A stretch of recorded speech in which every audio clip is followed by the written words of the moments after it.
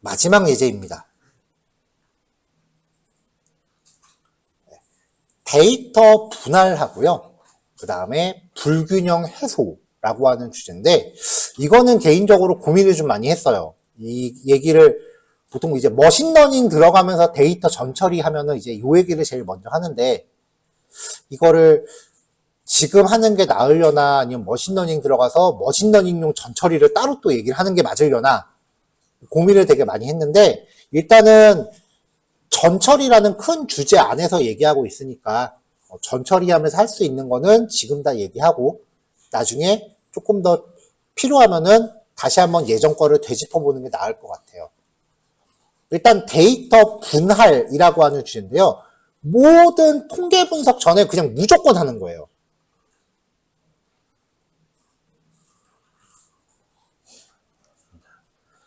자, 이거를 진행하기 위해서 우리는 두 가지 용어를 먼저 짚어보고 넘어가야 돼요. 첫 번째는요, 독립변수고요. 두 번째는 종속변수라는 개념입니다.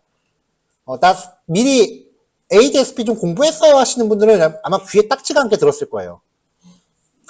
우리가 앞으로 볼 모든 데이터 분석은요, 이거 한 줄로 요약이 돼요. Y는 AX 플러스 B. 이걸로 귀결이 돼요.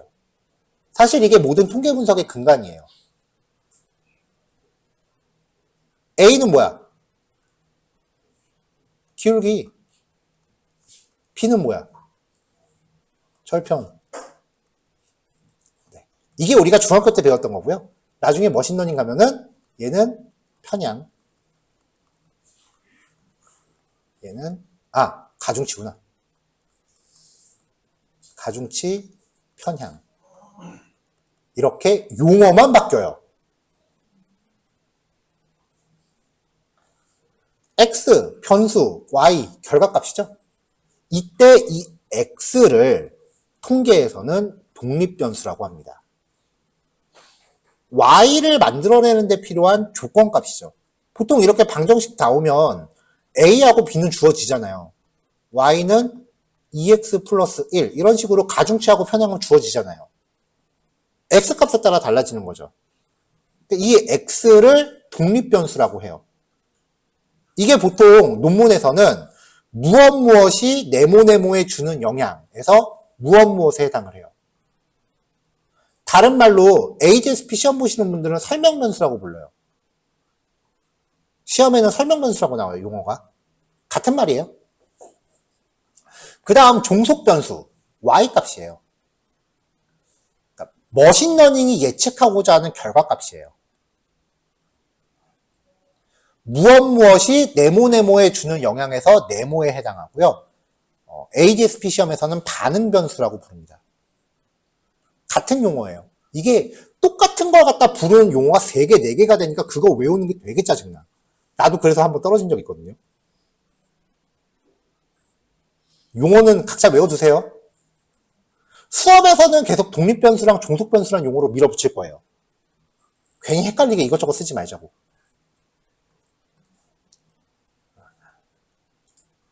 자, 일단은 분석을 할 때 일단 필요한 패키지예요. 판다스, 리드엑셀 가져오고요. 사이클러는 아까 한번 해봤죠. 이게 데이터 불균형이 그 임밸런스라고 하더라고요, 영어로. 근데 그걸 어떻게 약자만 넣는지 읽으면은 자꾸 아임 빌런으로 읽혀. 맞나 모르겠어요. 자, 어쨌건 추가적으로 이 패키지의 설치가 필요해요.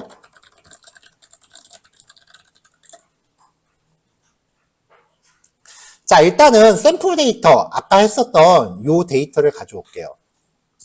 자, 그러면 이 데이터를 봤을 때 일반적으로 내가 예측하고 싶은 결과값은 뭘까요? 합격 여부예요. 거의 여러분들이 쓰는 머신러닝의 대부분은 뭐 아니면 도를 예측해요. 굉장히 디테일하게 이것저것 굉장히 많은 경우의 수를 예측하지는 않아요. 그거는 머신러닝으로 사실 조금 버겁고 딥러닝 가야 돼.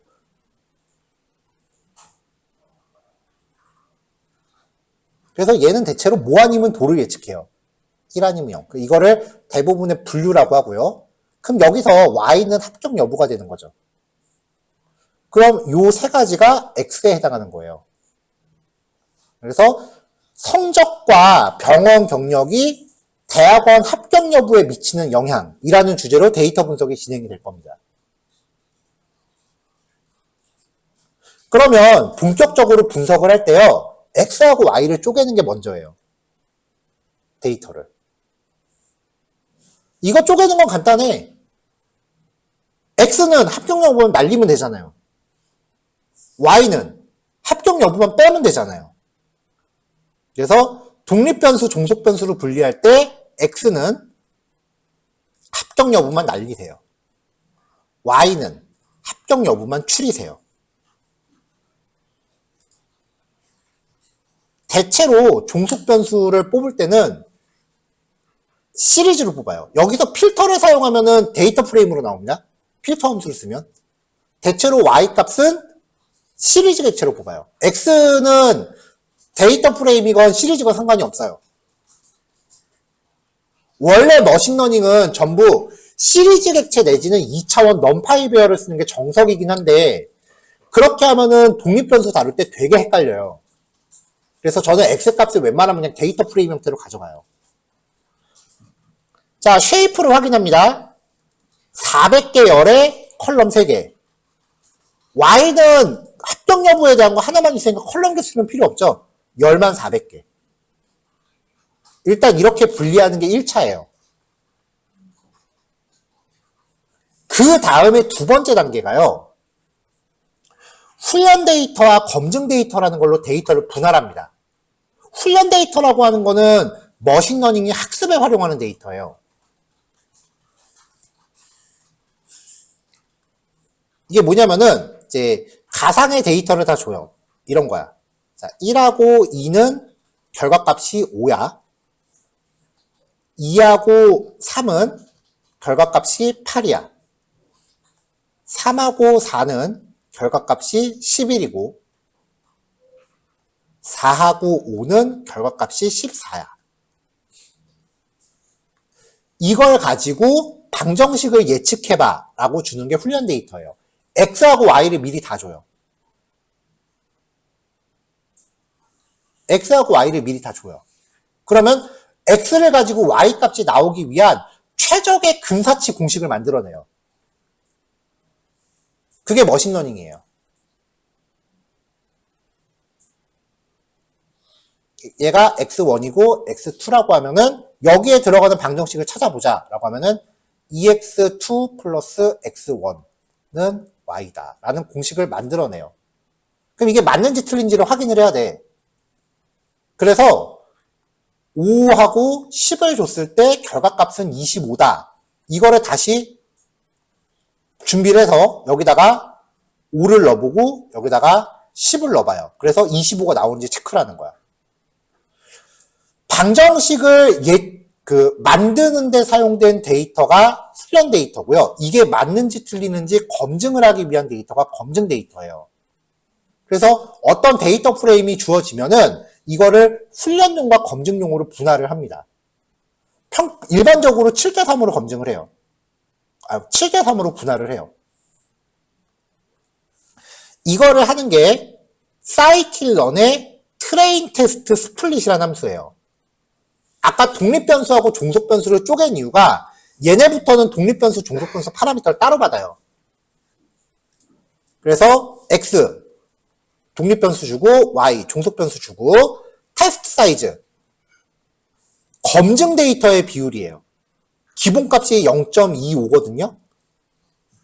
여기를 3을 하고 주면은 7대3으로 쪼개는 거죠. 랜덤 스테이트는 전에 우리 넘파이에서 봤었던 랜덤 시드 값인데요. 이게 바뀌면 이렇게 있을 때 7대3을 매번 다르게 쪼개요. 근데 이 값을 고정하면은 100번 실행하면 100번 다 똑같이 쪼개요. 그래서 학습용 우리가 지금 공부하는 동안에는 실행할 때마다 결과가 바뀌면은 힘들잖아요. 그렇게 해서 공부하는 동안은 이 값을 고정을 해갖고 매번 똑같이 데이터가 쪼개지게 만들어요, 보통. 숫자 값을 주시면 되고 어떤 값을 주건 상관없어요. 그냥 고정시켜 놓기만 하면 돼요. 자, 그렇게 해서 데이터를 쪼갭니다. X랑 Y, 테스트 사이즈 0.3, 랜덤 스테이트 777 줬어요. 그럼 리턴 되는 게 트레인, 훈련용 X, 그 다음에 검증용 X, 훈련용 Y, 검증용 Y. 그럼 데이터 분석할 때 머신러닝을 학습시킬 때는 요거 두 개를 넣어주고 검증을 할 때는 얘랑 얘를 갖다 검증을 하는 거예요. 그래서 훈련이다라고 해서 보통 트레인이라는 변수 이름을 많이 쓰고요. 검증용이다라고 해서 테스트라는 변수 이름을 많이 써요. 자, 이렇게 해서 데이터가 이렇게 분할이 되면은 위에 거 다시 실행해야지 또.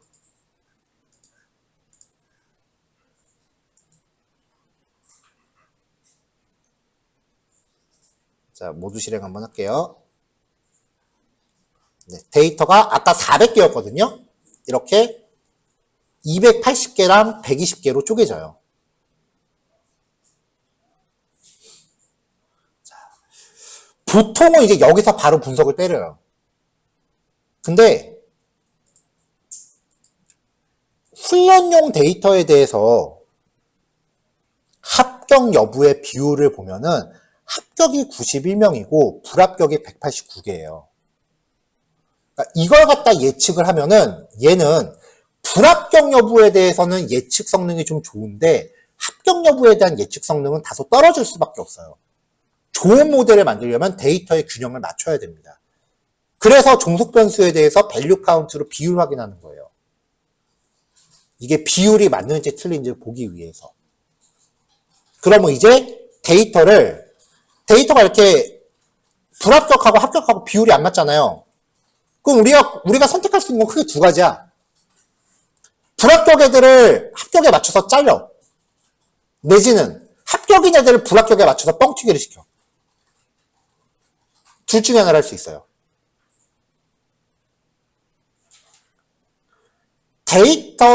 분석할 데이터를 이렇게 모으는 거를 보통 샘플링 한다라고 해요.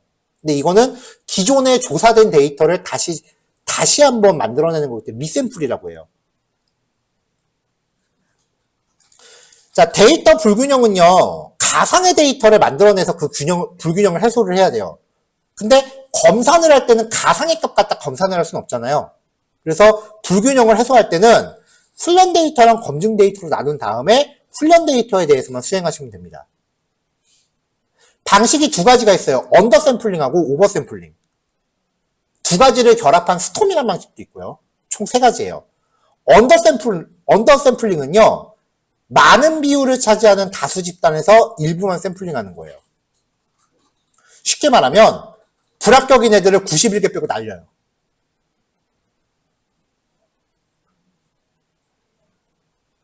그래서 소수 집단의 데이터가 어느 정도 확보됐다고 여겨지면 다수 집단의 데이터를 줄여서 균형을 맞추는 거예요.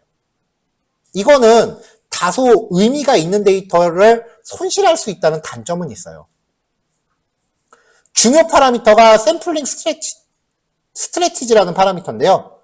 값에 따라서 어떻게 처리하는지예요. 메이저리티는 다수 클래스, 그러니까 많은 쪽만 다시 샘플링을 하는 거고요. not majority, 다수 클래스를 제외한 모든 클래스를 다시 샘플링. 마이너리티는 소수 클래스를 제외한 모든 클래스를 다시 샘플링. 올이라고 하면은 모든 클래스를 다시 샘플링, 오토는 자동 처리. 이것도 샘플링 할 때 랜덤으로 진행되기 때문에 랜덤 스테이트 고정시켜 놓으시면 됩니다. 클래스 객체 만들고요. 얘한테 훈련 데이터랑 검증 데이터 주면 돼요. 이렇게 하면 아까 맨 처음에 189대 91이었죠. 언더 샘플링은 파라미터가 뭐가 됐건 많은 걸 잘라서 91개로 맞추는 거예요. 그래서 진행을 하면은 91개 91개로 맞춰지는 거죠. 그 다음 오버 샘플링은요, 작은 쪽을 뻥튀기 시키는 거예요.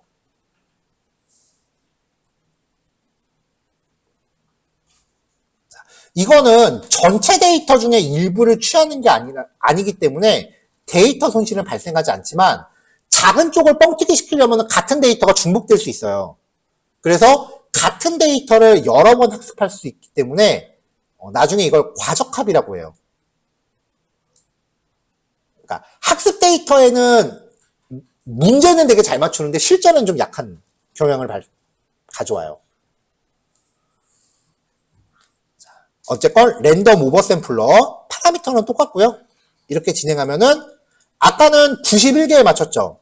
이번에는 많은 쪽 189개에 맞추는 거예요. 개수를. 근데 둘 다 장단점은 있을 거 아니에요. 그렇죠?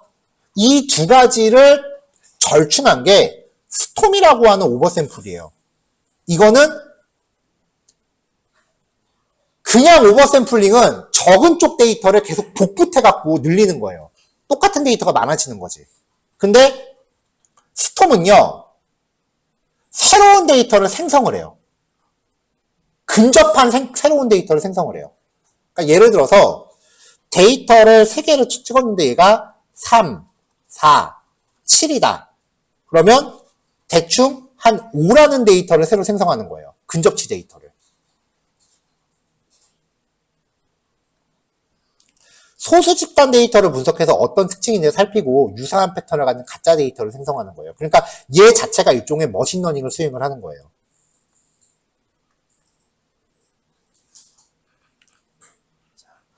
자, 샘플링 스트래티지는 똑같고요. K-네이버스라는 파라미터가 있어요.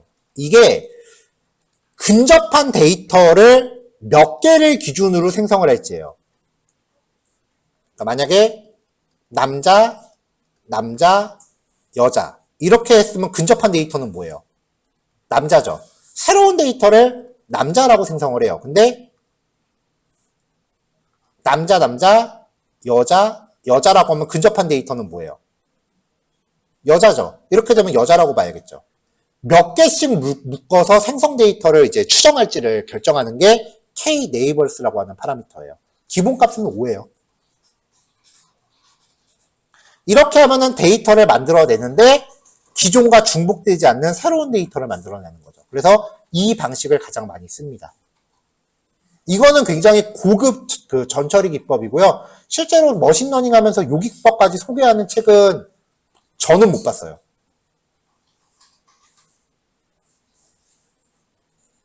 요지는 이거예요. 데이터가 양쪽이 균형이 안 맞으면은 성능이 안 나오니까 뻥튀기를 시킨다예요. 뻥튀기를 시키거나 아니면 잘라내거나. 근데 대체로 우리가 쓰는 데이터들은 개수가 적을 수밖에 없어요. 10만 개, 20만 개 넘어가지는 않을 거 아니야. 그러니까 보통은 이제 뻥튀기를 시키는데 중복 데이터가 많으면은 애가 성능이 좀 딸려. 그러니까 추정치를 통해서 데이터를 뻥튀기 시키는 거죠. 그래서 이 스톰 방식을 제일 많이 쓰게 될 거예요. 굉장히 중요한 내용이에요. 중요한 내용이거니 이거 적용하면 진짜 정확도가 확 올라가요. 유의미하게 올라가요. 근데 이거 소개하는 책은 제가 개인적으로 못 봤기 때문에 좀 따로 그 온라인에서 뒤져갖고 그 코드를 준비한 거고요. 딱 왜냐면 얘가